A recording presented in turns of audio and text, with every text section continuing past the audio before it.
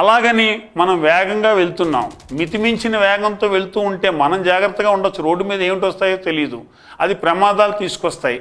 అంచేత మనకి ప్రకృతిలో చాలా విషయాలు కాంట్రడిక్టింగ్గా కనిపిస్తూ ఉన్నాం, నిజానికి కాంట్రడిక్షన్ కాదు. మనకి తగిన స్పీడు ఉండాలి, అట్ ద సమయం తగిన జాగ్రత్తగా ఉండాలి. దీన్ని దృష్టిలో పెట్టుకునే మనకి వేదాంత విషయాల్లో కూడా చాలా చోట్ల ఒకదాన్నొకటి వ్యతిరేకించుకున్నట్టుగా ఉంటాయి కానీ మీకు వ్యతిరేకించుకోవు.